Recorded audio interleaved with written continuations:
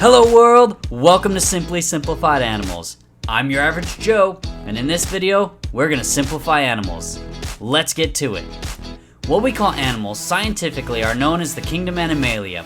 So what exactly are animals? Well, they're you and me, our dogs and our cats, fish, birds, reptiles, and many more. Animals are multicellular eukaryotic organisms. But to simplify what that actually means, let's break it down. Multicellular simply means that the organism has more than one cell that make up its entire being.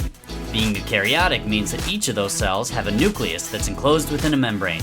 Now, the difference between animals and other multicellular eukaryotic organisms are that animal cells lack a cell wall and feed on organic material and digest it internally.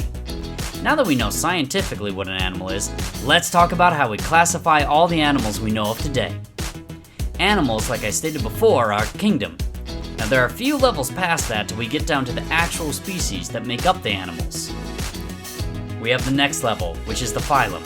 That's where we make the distinction between animals with backbones being vertebrates, animals without backbones being invertebrates, ones with exoskeletons, and many more with different names and characteristics.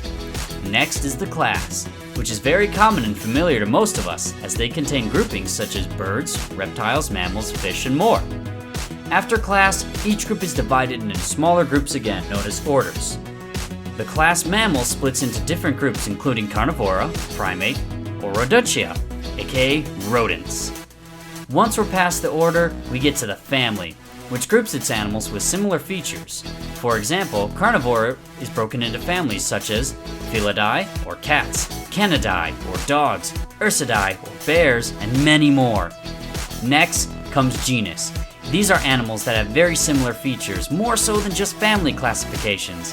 As an example, Felidae, or the cat family, is broken down into genuses known as Felis, which are smaller and domestic cats, Puma, which contains panthers and cougars, and so on and so forth. Finally, we get to the species, which are named for their individual features and characteristics. Now, the scientific name for animals are all in Latin and will consist of two words. The first word will be the genus. The second word will indicate the species the animal actually is. We as humans are also animals. We're Homo sapiens. That would mean that the genus we belong to is Homo, and the species that we are sapiens. Each animal is broken down like this.